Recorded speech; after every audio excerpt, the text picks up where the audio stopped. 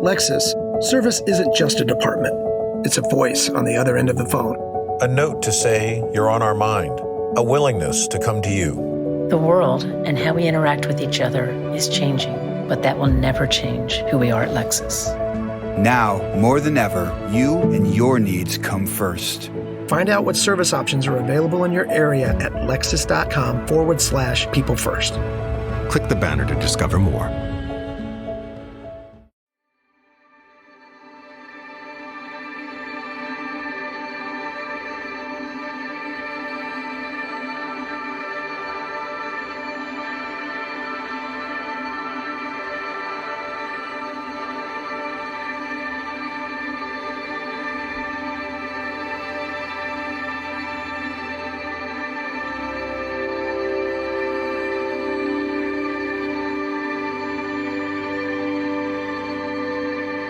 Hello and welcome to Old Man Yell at Cloud. I'm Christopher Brown, and I am joined here by Jim Schultz. Hey, yeah, I'm here. And Patrick Barry. Hey, why not? Today we're going to be discussing Icelandic post-rock stalwart Sigur Rós' 2005 album Takk. And today we are joined by Jarrod Staples, photographer extraordinaire who has the misfortune of being related to me. Jarrod, how you doing? Not too bad. Thanks for having me. Thanks for joining us. Yes. It's pronounced take, by the way. Take? Oh, it's Toke, yes. Man. Yes, I think it's Sigur Rós. Sigur Rós. All right, so before we get into it, going to do our normal quick little background here. So Sigur Rós formed in Reykjavík in January of 1994, coincidentally on the day when singer and guitarist Jon Thor Jónsi Bryggeson's younger sister Sigur Rós was born. By splitting her name into two words, it formed the phrase Victory Rose in Icelandic, and they adopted that as their name in honor of her. After an experimental debut album that was alternately more Tim Buckley and Smashing Pumpkins than the sound they'd later be known for, they hit critical acclaim in the late 90s, early aughts indie mainstream with their subsequent albums, Ágætis Byrjun, and the untitled album referred to as Sviga Platin, or the Bracket album. Along the way, Jónsi and bassist Georg Holm were joined by Kjartan Sveinsson on keyboard, who left the band in late 2012, and drummer Orri Paul Dyresen, who remains with the band to this day. While Gong and Milano were written and played on tour behind the Brackets album tour, the rest were conceived through months of improvisation at the band's Sundlagen studios in Álafoss. Takk represents the general mood of the band following the success of their prior two albums. They were on tour perpetually, and the notoriously shy band members found themselves feeling very insecure about themselves and the band as a whole. As a result, they found themselves experimenting with an anything-goes attitude in the studio, perhaps to prolong their stay and prevent getting back out on the road. Lyrically, the band mostly abandoned writing lyrics in Von Lenska, or Hopelandic, a made-up gibberish language used throughout the first three albums, in favor of writing songs that told simple stories. So, for example, Happy Potla is talking about splashing in puddles with a nosebleed, and Heysauton's character study of an elderly farmer to Siglapur's Sailor Lost at Sea. Lyrically, the album is not so much a narrative as it is filled with stories. Sonically, this is also one of Sigur Rós' more consistently rock albums, probably only usurped in that regard by their most recent album, 2003's Kvækur. So, with that aside, let's get started. Let's talk about favorites. I have to ask. Yeah. Why are you so good at pronouncing Icelandic words? Because I've practiced it. Why? Because I know some of the language. Not well, but... But why? Because I've been there like 6 times. 5? Why? Actually, in the role of the 4-year-old today is Jim Schultz. Today? Yeah, I had a quick question, actually. So, hopping in puddles, and then this is juxtaposed right next to the I have a nosebleed. Are the puddles like your own blood? No. Gross. No, it's about like jumping around puddles and tripping and slipping and probably breaking your nose, I guess, is what we can assume happened. Oh, that sounds absolutely grotesque. Just another fun day in Iceland. Yeah. These guys are a cheery bunch. Yeah. All right. So let's get this roundtable going. We'll start with Patrick and kind of go in a little circle here. So let's start with favorite songs. Patrick, right. What's your favorite? My favorite song was Gong.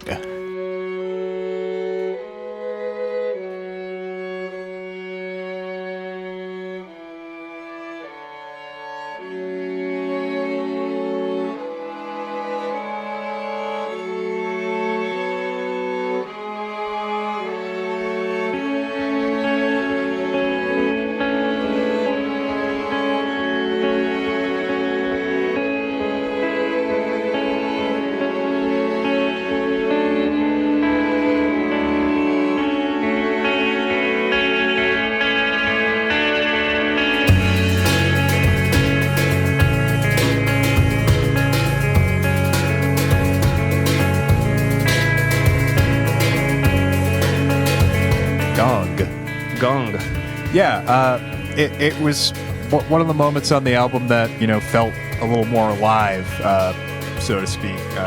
Just and there's like a lot of syncopation happening between the drums and the guitar that I really appreciate. The kind of trash canny percussion in the background is also like pretty Radiohead-esque. Yeah, that was actually something I wrote down. Like I didn't know if it was actually pots and pans that they were using for like cymbals and that, but it sort of had that sound to it. Yeah, it like made me think of that fucking banging on a trash can Doug episode. It just, that was like a track that just really stood out, especially amongst the sort of more like dirgy post-rock stuff. Sure. Yeah, that's it. So when we're listening to it, I've listened to this a bunch of times, but not for probably 2 or 3 years now. And I don't think I've ever sat down and listened to the whole thing beginning to end. Like I've listened to the whole thing in 2 or 3 chunks, but I usually break it up. Yeah, actually, same. Yeah, I was saying earlier, I own this album via theft and destruction. And I've never actually listened to it all the way through. Yeah, I'm kind of a casual fan of Sigur Rós. I know Chris is a little more he's a little more gung-ho about it, but and I think they're great. I think they're brilliant. There's just, for me, it's like a time and a place thing. Right, yeah, exactly. And a definite mood I need to be in to sort of like actually like get the full scope of its brilliance. Definite mood I need to be in. Yes. This isn't something I'm going to put on at a party. Well, what kind of party? So it's not like a party you're going to break into and like play a random song at? If I'm breaking into this party and playing a random song, it's going to be my number. But no, my friend Eric let me borrow this CD, like when, I guess it would have to be towards the end of high school because we graduated in 2005. And you're just a babe. I put it, yeah, I am. I put it in the CD player in my car, and I was just like, this isn't the place to be listening to this. And then I brought it home, and I threw it into the corner of my room, and that was the end of that. Interesting. And now it's scratched to hell. There it sits to this day. So anyway, that aside, Jarrod, I think you were getting somewhere. So anyway, when I break it up, usually I end after, and forgive me, this translation sort of pronunciation list you've given us is fantastic. I don't want to see it, but I'll try to facing you. I'll try to shield it from you. But usually I would break after. Is it Celeste or Celeste? Celeste. Celeste. And then I'd pick it up with Sigloper. Yep. Okay, so is that it's Lost at Sea, right? Sigloper, yeah, Lost at Sea. Okay. So that's the one that it's my favorite.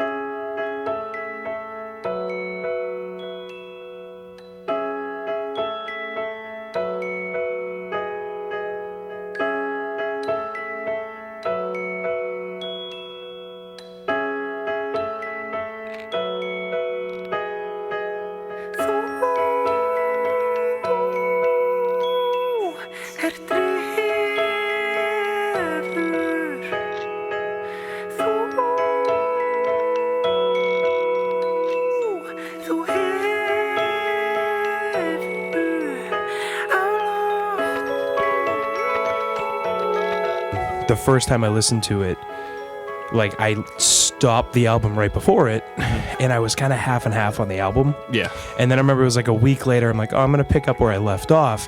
And I started with that track, and I listened to the rest of it because I like that track so much. And it stayed my favorite throughout. So when you told me, or when you asked me if I wanted to do this, I listened to the album again in 2 parts, and I found that I did it the same way. Like there seemed to be a natural break for me, and I like resuming with that song because it sort of just, I feel like it propels me into the rest of the album.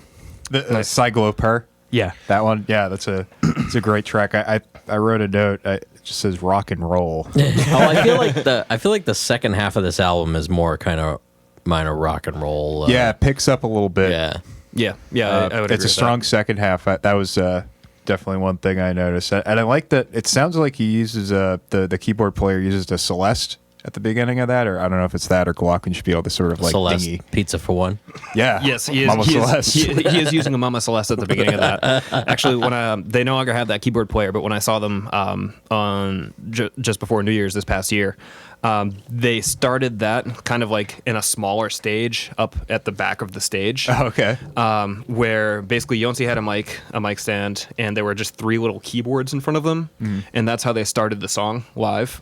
Until it got to that part where the piano drops down an octave and they about to get into the heavy thing. That lower piano bit was on a loop, and then the 3 of them basically just ran to the front to like get their instruments in time to like start the rest of the song, and it was just great. It's pretty cool. These guys, they're all like multi-instrumentalists, and they sort of just have like a bunch of things that in their palette for whatever is appropriate at the time. Jim. I am gonna go with what Patrick said. Gong.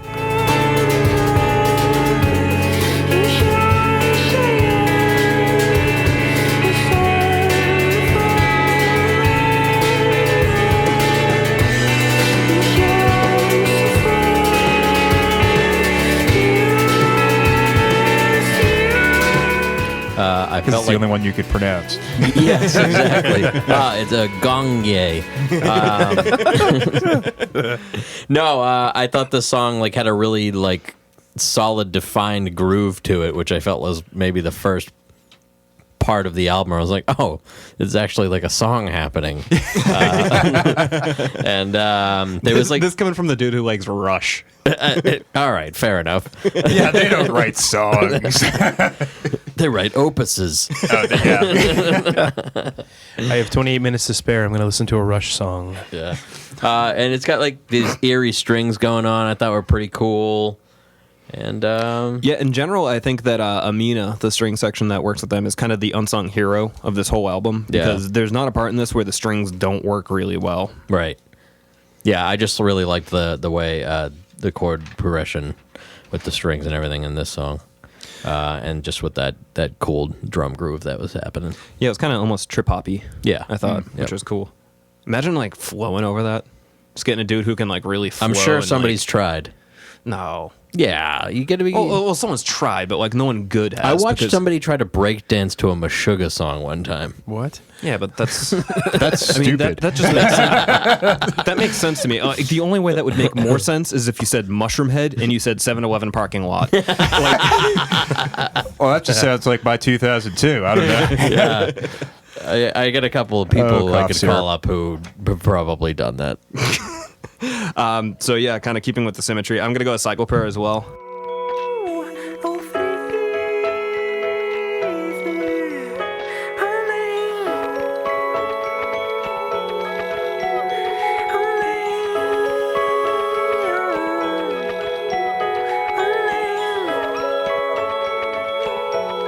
Just the arrangement to that is just awesome.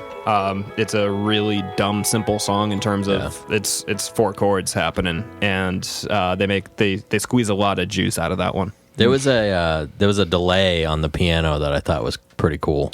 Yeah, apparently that was how it started. The piano player just threw on a delay and just played that thing, and then they had built a song around that. Yeah, exactly. Cool. All right, so moving right along, then let's go to least favorite, Patrick. My least favorite was Glow Soleil.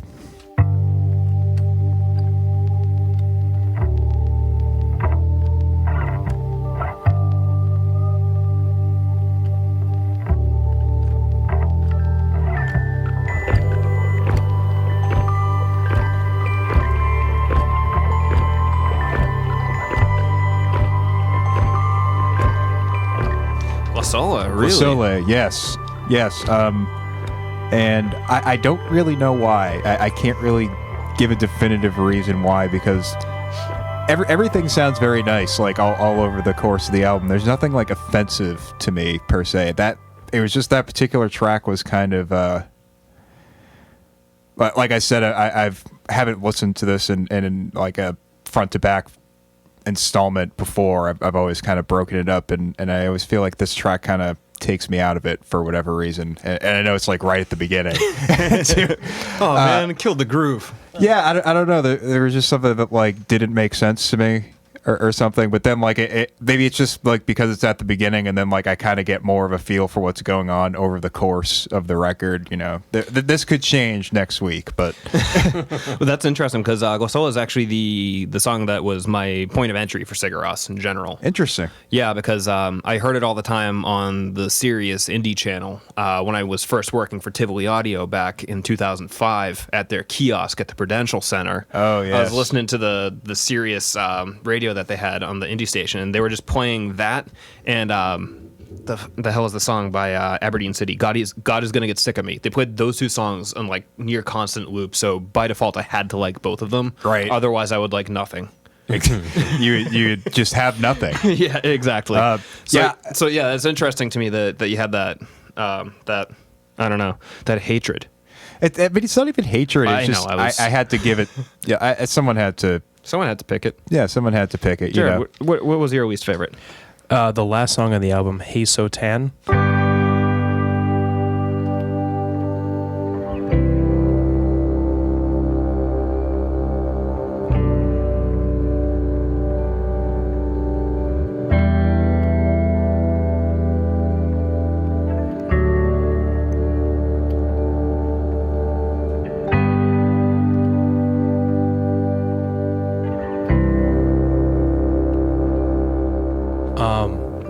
And I disliked it only this time because when you were playing the vinyls, there was the one 10-inch that it was indicated that like that should be played last. Mm-hmm.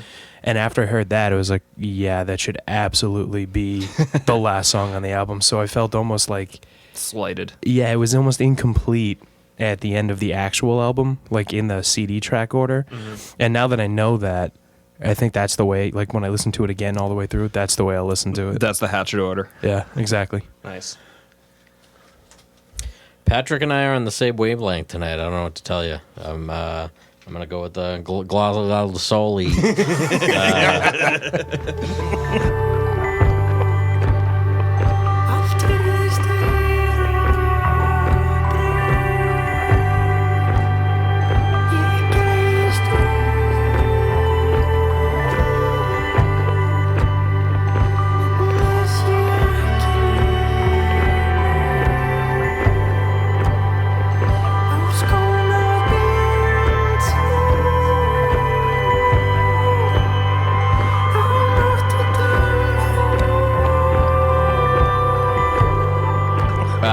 Explain yourself.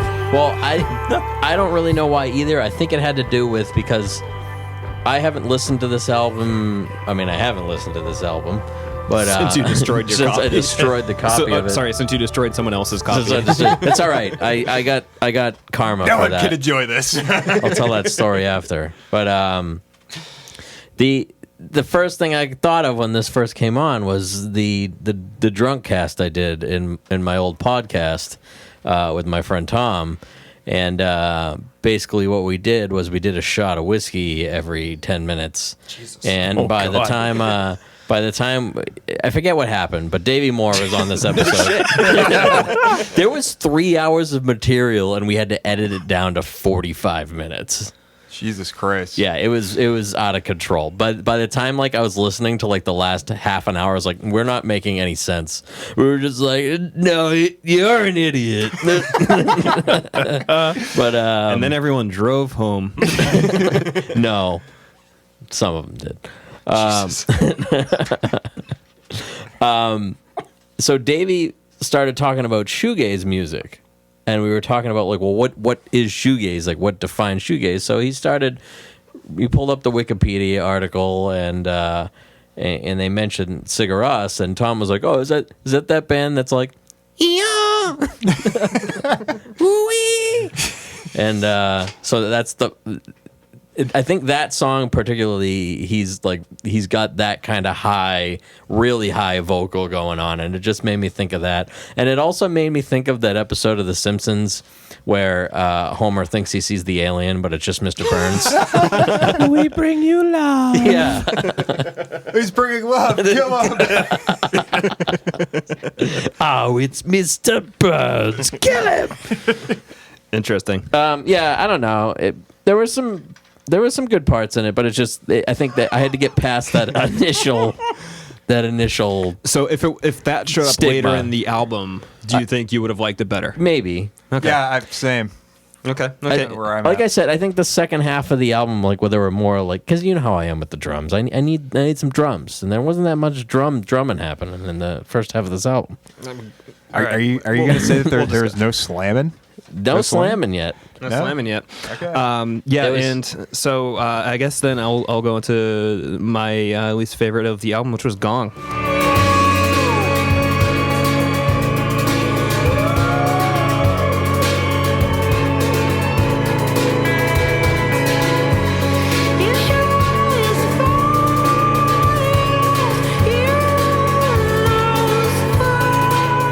Fuck. And just so you know, I'm not spiting you. There is a star next to it. Yeah, no, it just does the least for me, I think, out of every song on the album. Nothing more than that. I like it. It's just I don't like it as much as the rest. Fair enough. So Gong was actually my second choice for least favorite. I was going back and forth between the two. And if it hadn't been for like the whole Hatchet Order thing, I probably would have gone with Gong too. All right. Well, Same there we have reasons. it. Split. Yeah. There we have it. All right, cool. So next up, we got the good old-fashioned comparable album. Patrick, you want to... Hashtag Or Bull actually, Moose. you know what? Before we do that, we gotta do MVP, we gotta do man. MVP. We got to do MVP. Okay, I'm sorry. jumping ahead of myself. Why don't you do your MVP moment? All right. What did I have for an MVP moment? I know I wrote something down. You know, CA Lest? Is that the... CA correct- Lest. CA Lest. Yeah, I wrote a note here. Is like, you can't help but be amazed at Yancey's falsetto. And I think like his vocals over the course of that whole song were just like pretty like, you know, I can't even really describe the word. Just like very ethereal and like Good. bizarre. yeah, good.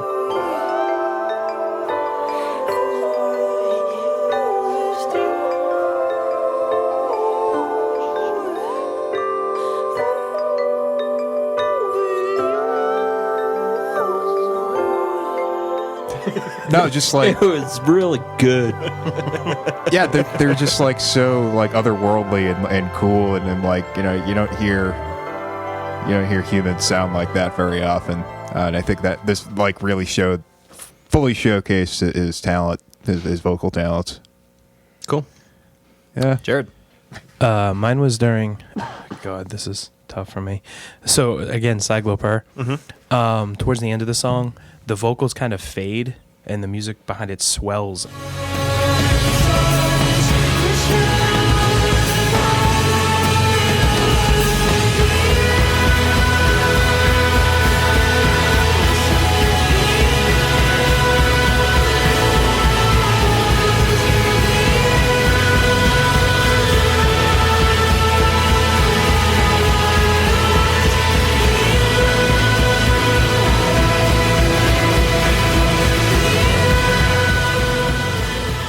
Almost like it before I realized the translation.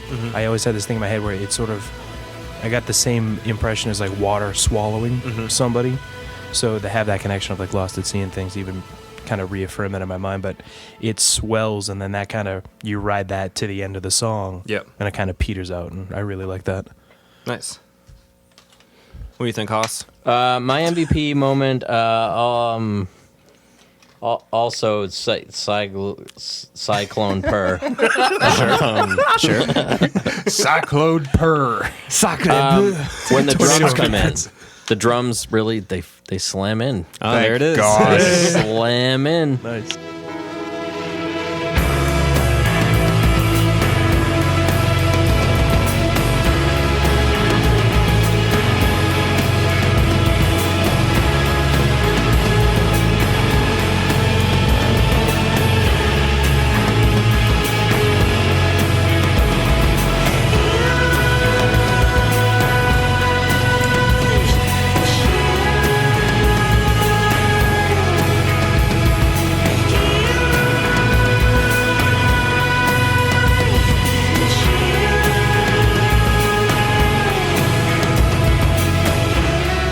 They actually slam in twice because they kind of drop out for a bit and then they come back in. I really like how that song built, and like I mentioned before, I really like the piano delay in that one as well. Nice. Yeah, it's a good tune. So for mine, I'm going to say the crescendo of Glossola.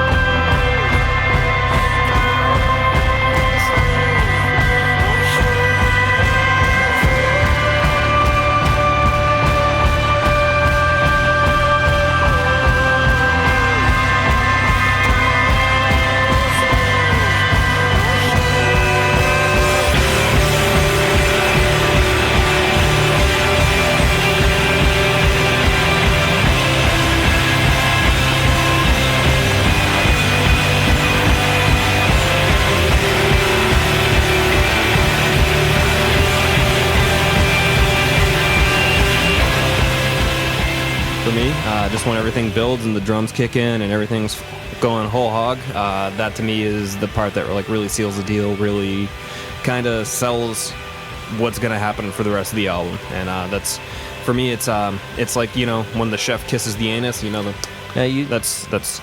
Now you said a whole hog. Now what does that saying mean? It means when they kill the hog. Are we about to get? No, I was trying to think of a way to make it like horrible like that, but there isn't. Like, you kill it. It's an animal, and like you take its life. Like you can't make that much worse. Yeah, I guess you're eating the whole hog. But that makes it seem like kind of like the buffalo thing. Don't they say like the Native American, like they don't waste any part of the buffalo? Right. Yeah. I think that they say that with the pig. Like you can eat every part of the pig, apparently. Oh yeah, you can eat. I mean, the skin you can make into pork rinds, and then like the ears you can give to your dog. I remember I bought a bag of pork rinds one time because I was very confused as to what I thought they were going to taste like. Bad.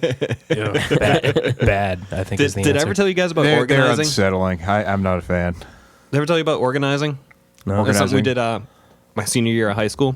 Oh, you organized, huh? Yeah, me and my friend... An old-fashioned organization. John Green was usually there. My friends Pat and Luke and I would get together, and we would go to... every supermarket has it, particularly like Stop and Shops will have this. It's in the meat section. There's a section of meat that people don't buy, I would assume. Yeah. So offal, they call that. Yep, exactly. That's where you find your tripe. You can get a pound of pork skin, which is on the same thing as like a pound of ground beef, but because so much skin has to go into that, it's just like oozing over the sides. It is just a massive container of skin. Yeah, I used to, we used to get like whole pork belly in when I used to be a butcher, and it would come skin on. Yeah. And they have nipples. Yep. Oh yeah. No, you could just take off like a whole sheet and like. So what we would do with this is we would each go in and. Patrick, please tell me you did something fucked up with the nipples. We'll get there. So like I said, this is senior year. We didn't have a ton of money. Each of us would like throw in like $5, and like we'd each get some horrible package of meat, and we go to a friend's house, and we go to their car, and we would decorate it with said meat. So like we'd open up the package and like throw a tripe in the hood, and we take the pork skin and stretch it out over the roof of their car. Oh God.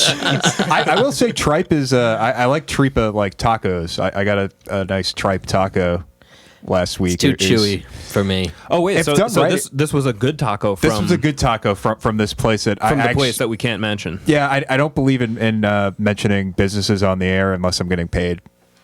Fair enough. That's why hashtag unless I'm disparaging them. That's why hashtag Bull Moose should start sponsoring us. But anyway, I digress. No, you're absolutely right. Anyway, to answer your question, Jim.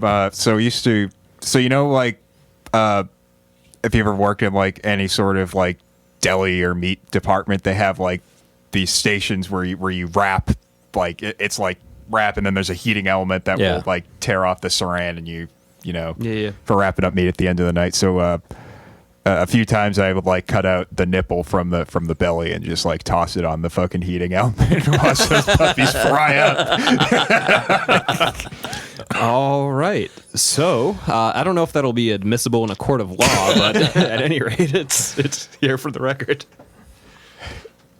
I worked at a meat counter once for Shaw's in Saugus. It used to be located where Target is now, and I worked there for one night. They didn't teach me anything. Like, I walked in and they're like, all right, this is how you use the slicer so you don't kill yourself. And I was like 19. Oh yeah, those places really offered like great training. So, Yeah, so basically, I worked for the Shaw's as well. from their seasoned employees who like are 2 days away from suicide.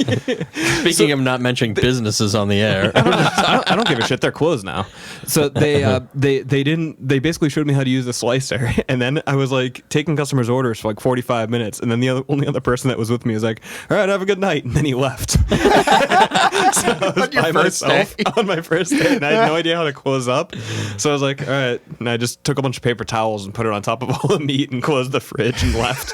And then I quit over the phone the next day.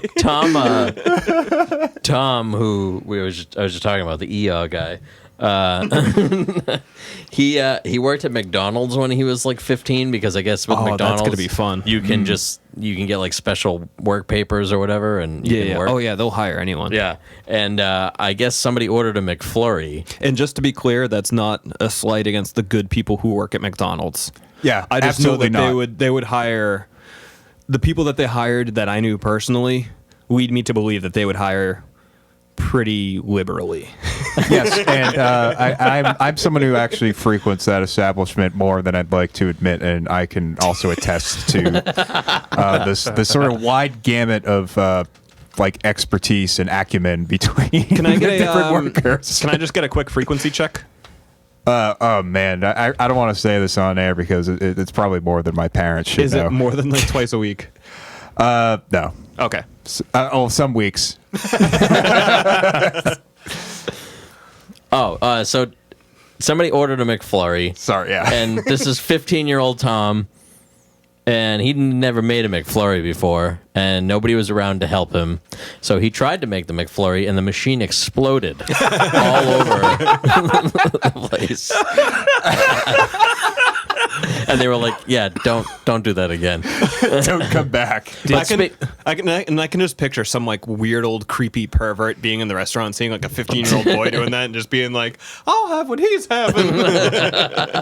Yeah, I can't believe that the McFlurry has been around for like how many years now? Like at least a decade. At least 75. No, it's They been around, aged the milk. It's been around since at least like 2003, 2004, something like that. Yeah, okay, yeah. It's been At a least. while, and they still only have 2 fucking flavors. So the It's one Oreo and M&M. The one in Attleboro, right over the Rhode Island line, that one used to be reliable to me back in 2004 or so, which is how I know how to date this, because at my job at the time, that one had peanut butter cups. Oh yeah, that's right. They did a Reese's one for a What while. were you doing down Certain there? ones. I was working. I used to have a job driving a van, setting up corporate apartments and doing random shit. okay. So I'd work at Center Place in Rhode Island, in Providence. You know, the towers there. And, yeah. Well, they had a Rolo's one for a while or some shit. I but forgot like, about that. Yeah. like the Blizzards, they got like Butterfinger. They got like I don't know, like Heath bars. Like some I don't know, dads like Heath You know bars. what would go really well with that soft serve ice cream? Something that you have to chew for 20 minutes. Let's put some Rolos in there. Yeah, seriously. Well, and you know, with the ice cream, they fucking get cold, so they're like practically frozen by the time you fucking get them. So going back to stealing albums and ruining them, and Tom. So I told you guys I had a story. So when I was young, I had a PlayStation 1, and I had several games for it. And a friend of mine came over. And this is before I knew Tom. So a friend of mine came over, and he was like, "Hey, can I borrow these?" Needless to say, I never saw them again until one day. So I stopped hanging out with this kid, and then I meet Tom. Come to find out, Tom and this guy had been friends for years. And I'm over Tom's house one day, and I was like, he's showing me his games. I was like, I used to have these games. I let Stefan borrow me. He goes, "Yeah, Stefan sold these to me." Oh, no. What's Stefan's last name? I'm not going to do that. What's his last name? No, we got to talk about Stefan after this. It's very important because I know of a Stefan from the Providence area who is a real piece of work. So if it is the same individual, that would be incredible. I wouldn't doubt that there's more than one seedy Stefan down in Providence. That's a name that breeds awfulness. All right, so let's continue this along. So we did MVP moments. So comparable albums, Patrick. Ooh, comparable album. I picked so the lead singer of the band Takk is a gentleman named Mark Hollis. Talk. Talk. Mark Yes, Hoppus. see where I'm going with this? From Blink 182. Not Mark Hoppus. Mark Hollis.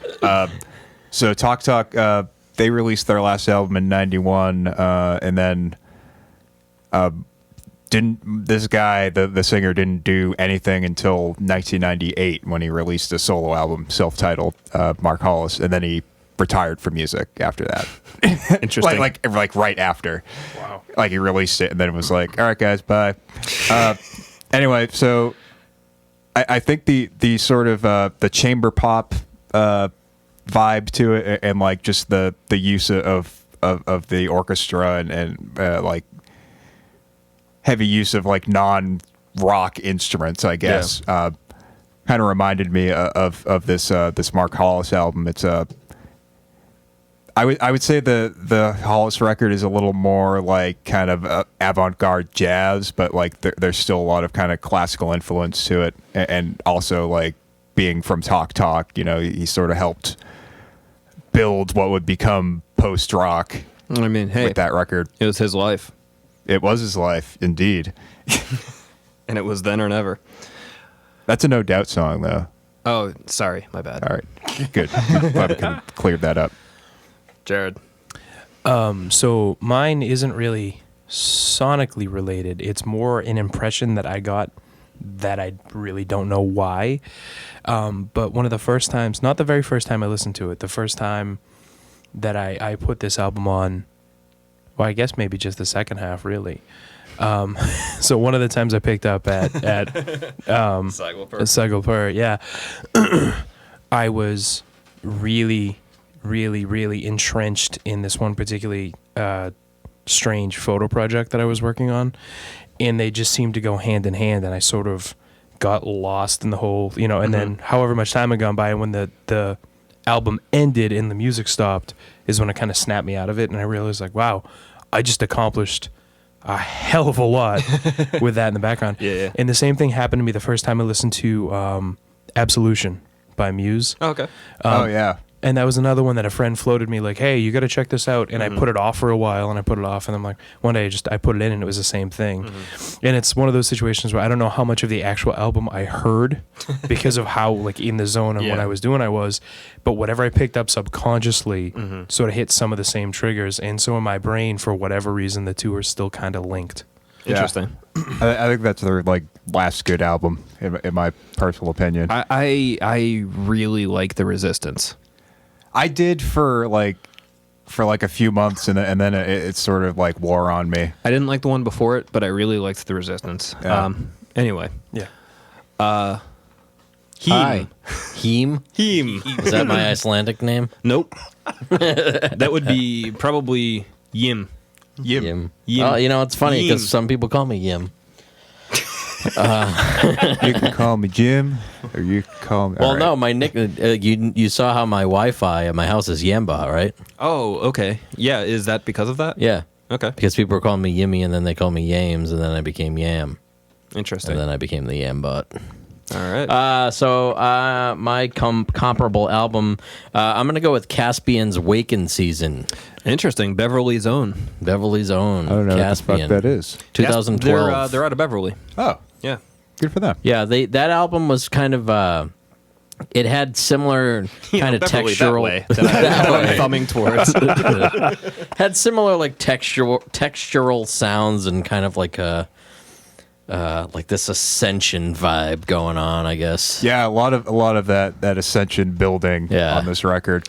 Yeah, it's something that in very Lamar practices, when we're just kind of improvising, we we'll do something that will be really fun and enjoyable, and then at the end, either Fusco and I will inevitably say, "All right, cool. So that was the post-rock E minor song."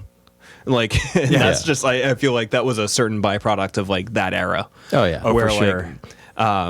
It was definitely novel at the time, but in the year of our Lord 2018, it's a little bit less so. I do have that album on vinyl, and I will probably use it as a pick at some point. Yeah, that'd be fun. Yeah, cool. For me, I'm going to go with Hail to the Thief by Radiohead. All right. And the only reason for that is just because it's the same sort of thing where it's kind of, this isn't the most sprawling Sigur Rós album. Parentheses is definitely longer. But I feel like this has a wider range of just styles and different things in the toolbox that they were willing to utilize in the course of the album.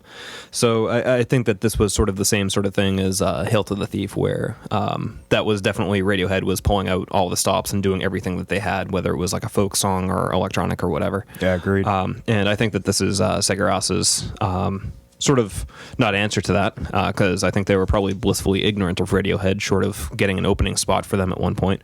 But yeah, I think that this is sort of like their career equivalent. It's funny. I'm actually Open and Close Parentheses was the album that I sort of latched onto back in the day. Yeah. Yeah, I always say that album is like listening to a warm glass of milk. It's just like yeah, I think there is like, but I know what you mean though, where that Open and Close Parentheses, it's a little more like of a consistent sprawl. Yeah, it's like they basically have two halves of it, Yeah. and each half is a very consistent half. Yeah, I mean, I would listen to it before I would go to bed, and I wouldn't be able to actually tell that I went from one track to another. Does Iceland have good milk? It's fine. Do they have bagged milk? They don't. Okay. They don't. No, It's not Canada. That's Canada. We've discussed that on this podcast. We before. have Yeah. discussed Oh, really? bag Yeah. milk. Yeah. We've talked at length about Oh Canada. yeah, because of the Rush episode. Right. Yes, exactly. Yeah. No, when I went to, I think we talked about this too. Like when I went to Estonia, I found out afterwards, like I guess Estonia has like some of the best milk in the world. And I was like, what the fuck? like cow milk or Yeah. I can just picture some like weird Russian mob boss somewhere, like sitting there, like petting a cat at a table. I don't get it. As he's Everyone loves rats, As but they he's- don't want to drink the rat's milk. just has this bowl dropped in front of him, and he just dips his pinky into it and just like licks it, and he's just like, Estonian, uncut.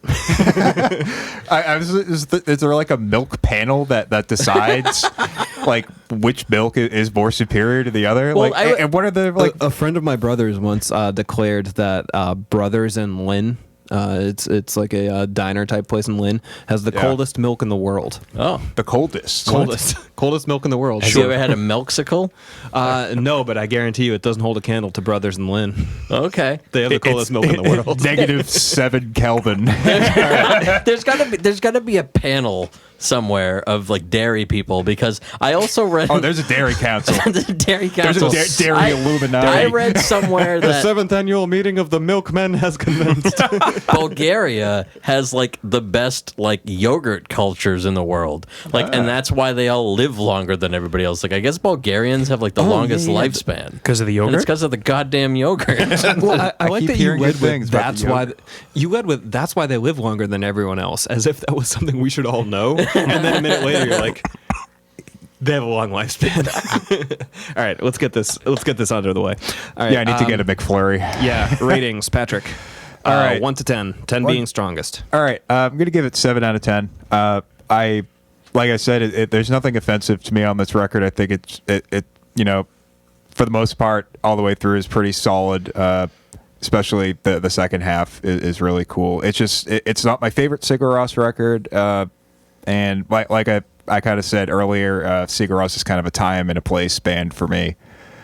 So I can't like fully give it like anything like terribly higher than that. Stands to reason. Jared? Yeah. I would say 8 out of 10 for me. But yeah, I agree with Patrick in the sense that it is a time and a place sort of thing. But in that time and place, to me, it's like one of the best. It hits all the marks. It gets like, it checks all the boxes for me at that time and in that place. Excellent. I'm gonna go with a 6, only because it's a good album, and they're very talented, and the vocalist is very talented. But there's something about his voice that just kind of doesn't sit with me. It reminds me of a podcast. No, even before that, I don't know. There's just something about that. It's just not my cup of tea. And fair enough. And as Patrick mentioned, the second half of this album is a lot more rock oriented, which I appreciate. Which is the first actually certainly the same as Parentheses as well, which is kind of interesting. Yeah, the last track on Parentheses definitely has like heavier drums. Yeah. From what I recall. I need the drums. All right, cool. I would give it a 9. So that gives us an aggregate of 7.5. So these guys, depending on the college course, they might be passing it. They might not be. But either way, good job, guys. You got above a D. Good job, guys. All right, cool. Well, thank you for joining us tonight. This has been Old Men Yell at Cloud. Thank you again to our guest, Jarrod, for joining us. Jarrod, do you have anything you want to plug? Not specifically. Check out Jarrod Staples Photography if you're inclined or in the North Shore area and looking for a photographer. Look me up. Check me out. Where can people find that? I'm on Facebook, JarrodStaplesPhoto.com, Instagram, all those good places. You do weddings? Actually, weddings are the one thing I don't do. I've made a couple exceptions, but generally speaking, no. Yes. Oh, nice. Christopher's was one. But I do know other people that I would be happy to recommend if you're in the market. I'm already married. I'd be terrified to do a wedding just because, you get to deal with the bridezilla. Oh, yeah, absolutely. Okay. So, full disclosure, the 2 weddings that I photographed, and Christopher and Danielle's was one of them, but the people involved could not have been more laid back and more easier.